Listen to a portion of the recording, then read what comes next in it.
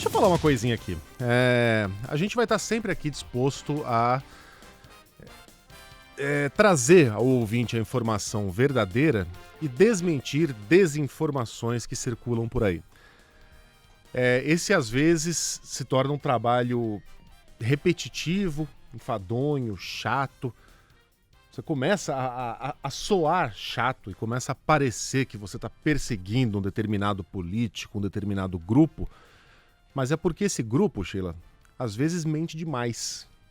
E a gente simplesmente não pode deixar a desinformação circular por aí. Com o aparecimento da internet, das redes sociais, mais do que trazer a informação correta, também desmentir a informação correta, a informação incorreta, a mentira, virou parte do ofício do jornalista. E não me agrada muito ter que meter o dedo na programação de outras emissoras, de rádio, TV, de jornais, porque, em geral, cada uma delas tem a sua linha editorial e responde por essa linha editorial e por aquilo que leva ao ar. Mas, às vezes, a gente se sente na obrigação até moral de colocar o bedelho em determinados assuntos. Eu estou falando de um comentário ontem do jornalista Alexandre Garcia. Não preciso explicar para o brasileiro quem é o Alexandre Garcia. Ele apareceu na TV durante muitos anos, é conhecidíssimo, tem uma longa e sólida carreira. Eu não vou dizer que é um jornalista pelo qual particularmente eu tenho admiração, porque isso não seria verdade, mas é alguém que eu respeito muito e respeito principalmente a carreira sólida que ele construiu. O Alexandre acaba de ser contratado pela CNN e estreou ontem fazendo um comentário a respeito de Bolsonaro e cloroquina. Quem conhece o direcionamento ideológico atual do Alexandre Garcia já sabe onde eu quero chegar, mas como eu disse, não é uma alternativa para nós você deixar certas coisas passarem.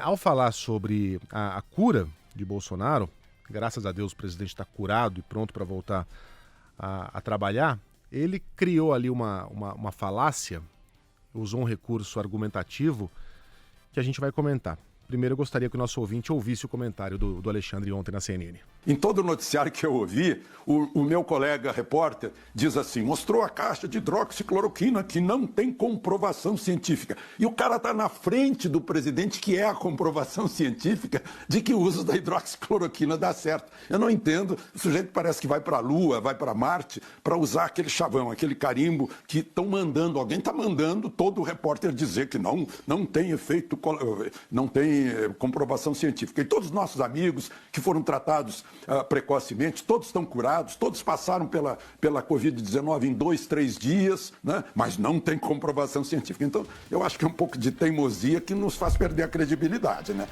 Vamos lá. O Alexandre está usando um truque argumentativo muito ingênuo, aliás. Existem falácias muito mais sofisticadas que ele poderia ter usado, porque essa que ele utilizou é muito fácil de ser desmentida, e o que me deixa mais chocado é que eu sei que ele sabe disso. Ele sabe disso.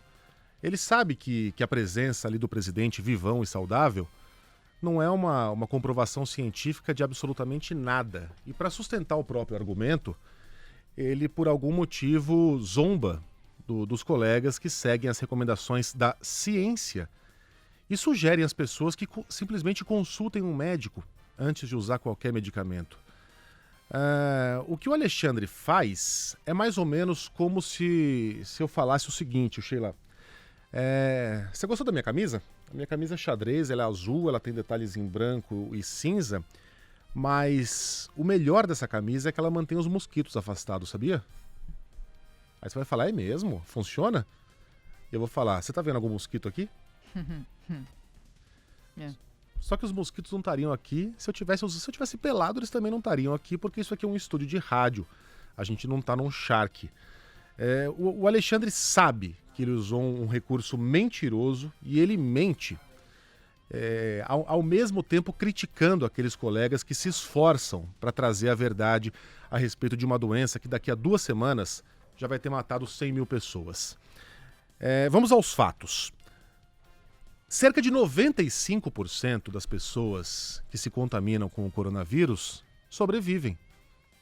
Muitas delas sobrevivem assintomaticamente, muitas delas sobrevivem sem nem saber que pegaram a doença, porque como não sentiram sintomas, não fizeram os testes.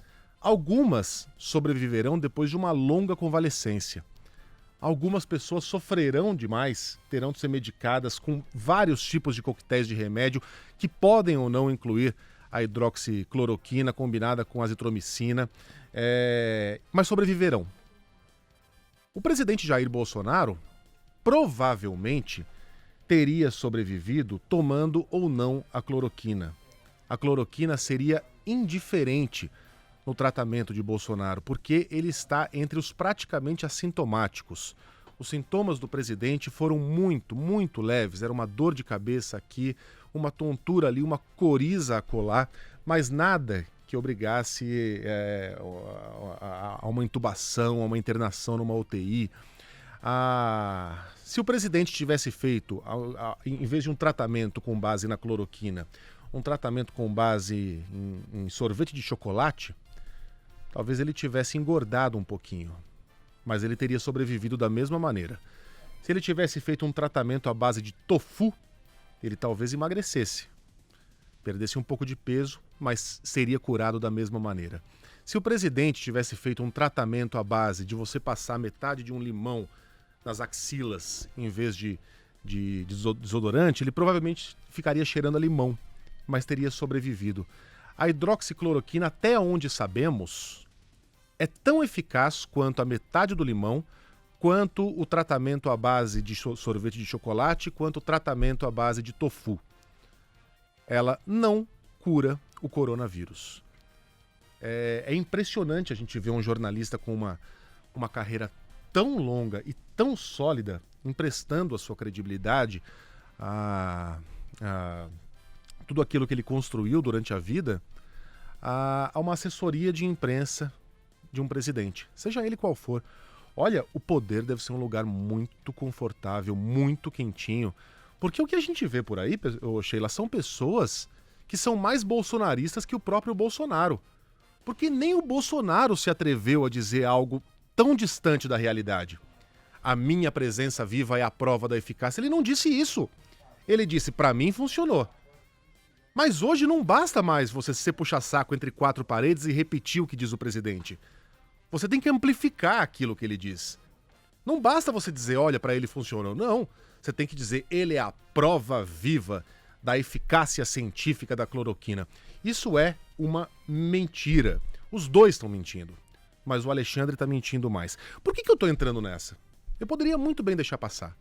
Só que nessa semana saiu uma pesquisa que mostra que 42% dos médicos do Brasil já foram pressionados, de alguma maneira, por seus pacientes contaminados com a Covid-19 a utilizar a hidroxicloroquina com azitromicina porque elas viram o Bolsonaro falando sobre esse remédio. E são pessoas para quem os médicos não pretendiam, muitas vezes, recomendar esse medicamento, porque, embora muitos receitem esse medicamento, ele é tomado por aí. Ele é um dos remédios que são utilizados porque há indícios de que pode haver um efeito positivo, embora não haja confirmação. E quando a gente não tem nada, ou alguma coisa já é melhor do que o nada. Mas para muitas pessoas esse remédio não é receitado. Seja porque a pessoa tem um problema de hipertensão, arritmia, um problema no fígado, o remédio não vai funcionar e pode piorar a vida dessa pessoa. E o médico que pretendia não receitá-lo acaba sendo forçado a fazê-lo, ou a pessoa simplesmente troca de médico. Dia desses, a gente falava sobre um post na internet, no Twitter, de uma mulher que perguntava ao pessoal das redes sociais qual seria a dose recomendada para uma pessoa de 36 quilos. Uma pessoa de 36 quilos é uma criança de 7 anos de idade. Uhum. Ela está automedicando. Eu não sei se dá para usar o termo automedicar quando você medica o seu filho. Mas eu estou imaginando que ela está dando remédio para o filho, um remédio perigoso, sem a recomendação médica. Caso contrário, não haveria necessidade de ela ir à internet e perguntar qual é a dose recomendada. Ah, mas só dá para comprar com receita. Bom, a gente mora no Brasil.